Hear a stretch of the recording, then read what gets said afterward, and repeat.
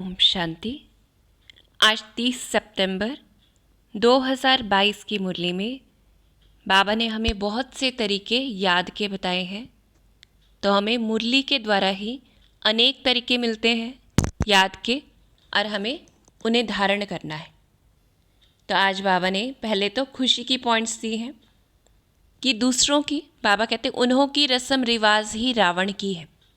हमें आज इन सभी पॉइंट्स को स्मृति में रखकर खुश रहना है। बाबा ने कहा उन्हों की रस्म रिवाज ही रावण की है, तुम्हारी रस्म रिवाज है राम की। कोई समझ न सके कि तुम कौन हो। तो इस नशे में रहना है कि हम कौन हैं, ऐसे गुप्त हैं जिनकी रस्म रिवाज राम की है। फिर बाबा ने कहा तुम्हारा बोल जो निकलता है उनको रत्न कहा जाता है। तो ये भी पक्का करना है कि हमारा बोल जो है हर एक रत्न है, तो हम ऐसे ही नहीं बोले। और बाबा ने कहा संगम को तुम ब्राह्मण ही जानते हो, यहाँ तुम बच्चों को रत्न मिलते हैं। तो ये भी इस खुशी और नशे में रहना है कि यहाँ हमें रत्न मिल रहे हैं। और बाबा ने कुछ विशेष शिक्षाएं दी हैं कि धारणा के साथ मैनर्स बहुत मीठे चाहिए, जो कोई भी देखकर खुश हो। क्योंकि हम सभी बच्चे बाबा के सैंपल हैं, तो इसलिए बाबा कहते हैं धारणा के साथ मैनर्स भी बहुत मीठे चाहिए, जो कोई भी देखकर खुश हो। और बाप कहते तुम बच्चे अभी रूप बसंत बनते हो, मुख से हमेशा अविनाशी ज्ञान रत्न ही निकलने चाहिए। क्योंकि बाबा ने कहा है ना, हमारे हर बोल रत्न है। तो इसलिए बाप समझाते कि मुख से हमेशा अविनाशी ज्ञान रत्न ही निकलने चाहिए। एक दो को तुम पत्थर मारते मारते एकदम पत्थर बुद्धि बन पड़े हो। कहते एक दो को तुम पत्थर मारते मारते एकदम पत्थर बुद्धि बन पड़े हो। तो ये भी देखना है कि पत्थर मारते मारते पत्थर बुद्धि बन गए, और अभी ज्ञान रत्न अगर देंगे तो क्या बनेंगे। क्योंकि कोई भी चीज़ हमसे होकर जा रही है दूसरे के पास। इसलिए बाबा कहते हैं क्या करना है, ज्ञान रत्न ही निकलने चाहिए। बाप कहते हैं कि दे दान तो छूटे ग्रहण, कि हम सभी पर, आत्माओं पर ग्रहण लग गया है। तो बाप कहते दे दान तो छूटे ग्रहण। कौन सा दान देना है? योग बल से माया रावण को जीतना है। बाबा कहते माया रावण को जीतना है। और कौन सा दान देना है? विकारों का दान दिया जाता है तो ग्रहण छूट जाता है। और क्या होता है? हम सर्वगुण संपन्न बन जाते हैं।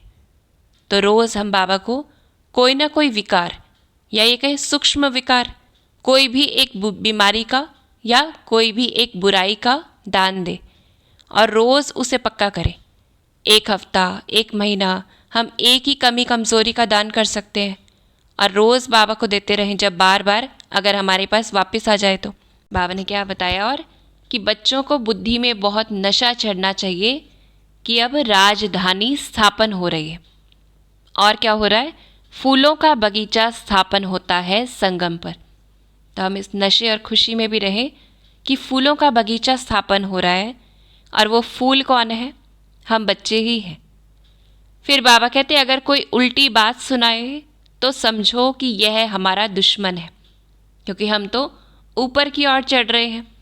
और अगर हम देखें कोई ऊपर की ओर जाता और पीछे से कोई खींच रहा हो, तो यही कहेंगे ना दुश्मन है। इसलिए बाबा कहते अगर कोई उल्टी बातें सुनाए तो समझो यह हमारा दुश्मन है। वह कब अच्छी बात नहीं सुनाएंगे जिससे कल्याण हो। ऐसे का संग कभी नहीं करना, न सुनना। बाबा हमें डायरेक्शन देते, अगर हमें ऊपर की ओर चढ़ते रहना है तो हमें बुरे संग से बचना है, नहीं तो कोई ना कोई नीचे की तरफ खींचता रहेगा। और बाबा कहते किसी की गलानी नहीं करनी है। क्यों? क्योंकि बाप कहते तुम बच्चों पर बड़ी रिस्पॉन्सिबिलिटी है। इस समय हम बच्चों के ऊपर बहुत बड़ी जिम्मेवारी है, क्योंकि हम बाबा के सैंपल हैं। तो इसलिए सैंपल को बाबा बता रहे हैं कि कैसा कैसा होना चाहिए, कि बहुत नशा होना चाहिए। कोई उल्टी बात सुनाए तो नहीं सुनना है, और किसी की गलानी नहीं करनी है।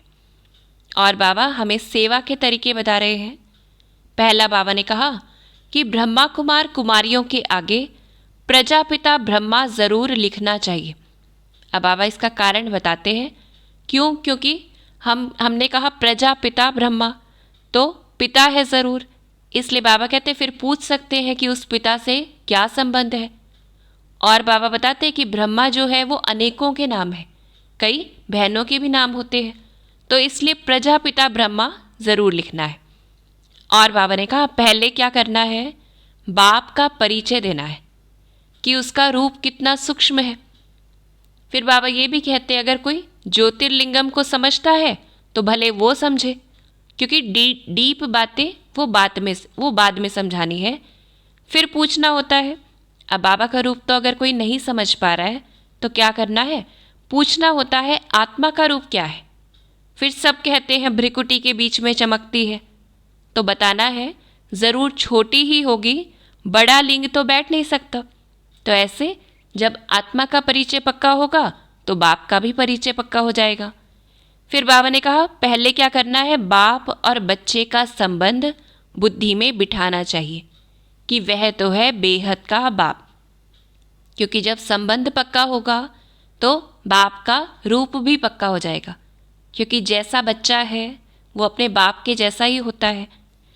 और बाबा ने कहा कि अब ब्रह्मा कहाँ से आता है, कि पहले आत्मा का परिचय, फिर एक तरह से बाबा के रूप का परिचय, और फिर बाबा ने कहा कि ब्रह्मा के बारे में फिर और अच्छे से क्लियर करना है कि ये ब्रह्मा कहाँ से आते हैं। बाप आकर इनको एडॉप्ट करते हैं, अर्थात इसमें प्रवेश करते हैं।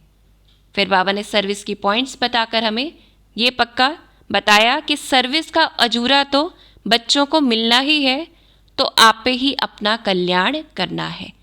अगर हमें चाहिए तो अपने आप खुद ही कल्याण करना है। बाबा ने तरीके बता दिए हमें, और बाबा ने हमें याद के तरीके बताए हैं कि पारलौकिक बाप हमारे लिए क्या क्या करते हैं।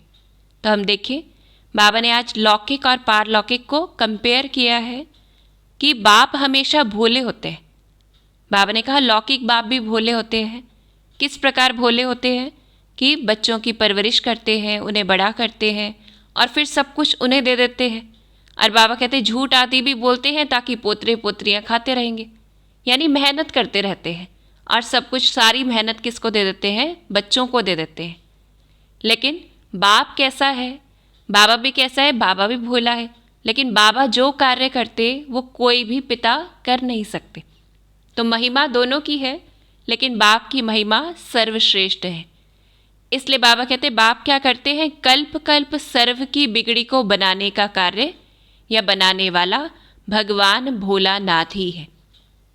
और बाबा कैसा है, बाप का बच्चों पर बहुत प्यार होता है, क्योंकि लौकिक माँ बाप भी प्यार करते हैं, लेकिन बाप का प्यार कैसा है, जिसे कहें अनकंडीशनल है, कि कोई कंडीशन नहीं है कि बच्चा ऐसा हो तो मैं प्यार करूं। बाबा ने हर बच्चे को जो जैसा है वैसा स्वीकार किया है। तो बाप का बच्चों पर बहुत प्यार रहता है। और बेहद का बाप कमाल करते हैं, बेहद की नॉलेज सुनाते हैं, क्योंकि सारी सृष्टि के आदि मध्य अंत का ज्ञान लौकिक माँ बाप नहीं दे सकते। सर्व को गति सदगति देने वाला है। बाप कहते हैं सर्व की सदगति करता हूँ, मुक्ति सबको मिलती है, कि बाप का ये वर्षा मुक्ति का ये सभी को मिलता है। माया के दुख से सब छूट जाते हैं, और परमपिता परमात्मा ही ब्राह्मण देवता क्षत्रिय धर्म स्थापन करते हैं। बिगड़ी को सुधारने वाला बरोबर एक बाप ही है। तो ऐसे आज हम बाबा को याद करें कि वो पिता हमारे लिए क्या क्या करता है। फिर बाबा ने और पॉइंट्स बताई कि वो बाबा हमारे लिए क्या करते। पतित पावन गाते हैं तो ज़रूर आया होगा, पतित से पावन बनाते हैं। हम आत्माओं को पावन बनाना सिर्फ एक बाप का ही काम है। बाप रूप बसंत है, आत्मा को रूपवान बना देते हैं। बाबा हम आत्माओं को रूपवान बनाते हैं। आत्मा काली कुरूप है और उनको योग से रूपवान बनाना है। बाबा ने हमें तरीका बता दिया है कि जितना हम बाप को याद करेंगे बाबा हमें रूपवान बनाते जाएंगे। और बाप कहते हैं तुम सब आत्माएं मेरे बच्चे हो। बाप स्वर्ग रचने वाला है, तो स्वर्ग की राजाई मिलनी चाहिए बच्चों को। तो बाबा ही आकर हमें स्वर्ग की राजाई देते हैं। और बाप ज्ञान का सागर है।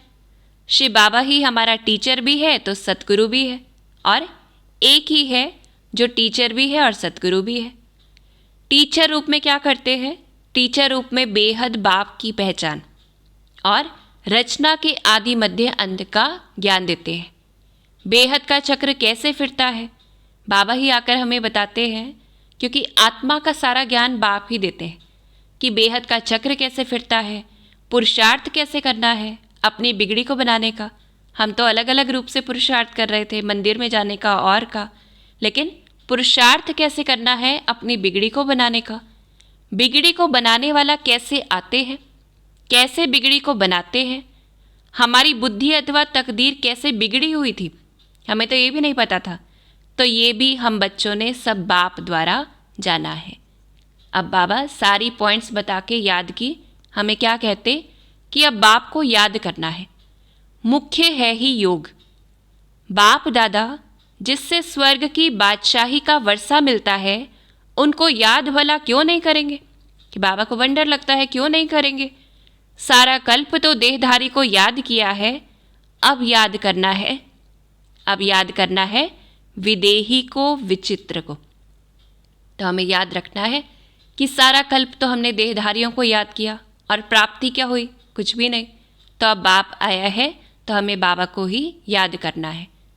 और बाबा हमें आज बिजनेस सिखलाते, इसके थ्रू भी हम बाबा को याद कर सकते हैं कि आज बाबा क्या कहते, मनुष्य को देवता, कांटों को फूल बनाने की फैक्ट्री है। आज बाबा अपनी फैक्ट्री में हमें लेके चलते हैं कि क्या करना है। मनुष्यों को देवता, कांटों को फूल बनाने की फैक्ट्री है। बाप कांटों से फूल बनाने आए हैं, तो बच्चों को भी बाप यह धंधा सिखलाते हैं जो करना है। तो हमें आज बाबा का बिजनेस करना है। बाबा अपना सारा बिजनेस हम बच्चों को देते हैं, कांटों को फूल बनाने का और मनुष्य को देवता बनाने का। और बाबा ने कहा इस फैक्ट्री में मटेरियल कैसा है? बाप कहते तुम्हारा ज्ञान मटेरियल है, जिससे तुम मनुष्य से देवता बनते हो। तो यह हुनर सीखना चाहिए।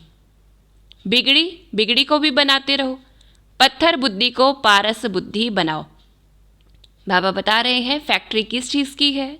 फिर वो फैक्ट्री में बाबा पहले तो हमें तैयार करते हैं, फिर उससे क्या करना है, दूसरों को भी तैयार करना है। या ये कहें फैक्ट्री में प्रोडक्शन किस चीज़ की करनी है, पत्थर बुद्धि से पारस बुद्धि बनाना है। और बाबा कहते बाप ज्ञान रत्न देते हैं, तो बाप कहते हैं तुम बच्चों को भी यही धंधा करना है। अविनाशी ज्ञान रत्नों का दान करो। और राम की मशीनरी है पतितों को पावन बनाना, यह तुम्हारी ईश्वरीय मशीनरी है पतितों को पावन बनाने की। तो क्या करना है, मशीन से क्या प्रोड्यूस करेंगे, पावन बनाना है। और क्या बनाना है, फूल बनाने हैं। और क्या करना है, पारस बनाने हैं। तो ऐसे बाबा आज हमें धंधा सिखा रहे हैं। और बाबा ने अंत में हमें वरदान और स्वमान दिया है। हम महसूस करें बाबा के वरदान को। बाबा ने कहा प्रतिज्ञा करना माना जान की बाजी लगा देना। जान चली जाए लेकिन प्रतिज्ञा नहीं जा सकती। तो क्या करना है, दृढ़ प्रतिज्ञा वाले कैसी भी परिस्थिति में हार नहीं खा सकते। ये बाबा का वरदान है कि दृढ़ प्रतिज्ञा वाले कैसी भी परिस्थिति में हार नहीं खा सकते। और प्रतिज्ञा का मतलब बाबा ने बता दिया है कि जान चली जाए लेकिन प्रतिज्ञा नहीं जा सकती। तो दृढ़ प्रतिज्ञा वाले कैसी भी परिस्थिति में हार नहीं खा सकते। वह गले का हार अर्थात विजयी रत्न बन जाते हैं। तो जब ऐसी दृढ़ प्रतिज्ञा करो तब प्रत्यक्षता हो। प्रत्यक्षता और प्रतिज्ञा का बैलेंस ही क्या होगा, प्रत्यक्षता और प्रतिज्ञा जब दोनों का बैलेंस होगा तब बाप दादा द्वारा ब्लेसिंग प्राप्त होगी। तो हम देखिए अगर हमें बाबा से ब्लेसिंग चाहिए तो क्या करना है, प्रतिज्ञा करनी है। प्रतिज्ञा भी कैसी, दृढ़ प्रतिज्ञा, तब प्रत्यक्षता होगी। और बाबा ने आज हमें स्वमान दिया है। इस स्वमान को हम सारा दिन बुद्धि में रखेंगे। मैं लवलीन स्थिति का अनुभव करने वाली, लव में लीन, बाप के लव में लीन, मैं लवलीन स्थिति का अनुभव करने वाली श्रेष्ठ स्मृतियों में समय लगाने वाली आत्मा हूँ। क्योंकि लव में लीन होने का आधार ही क्या है? श्रेष्ठ स्मृतियाँ जो बाबा हमें रोज़ मुरली में दे रहे हैं कि वो बाबा हमारे लिए क्या करते हैं, कितना कुछ करते हैं। तो ऐसे ही जब हम लव में लीन कैसे होंगे? मैं लवलीन स्थिति का अनुभव करने वाली श्रेष्ठ स्मृतियों में समय लगाने वाली आत्मा हूँ। तो आज हम बाबा की याद में सारा दिन रहें, अलग अलग पॉइंट्स के द्वारा रहें। ओम शांति।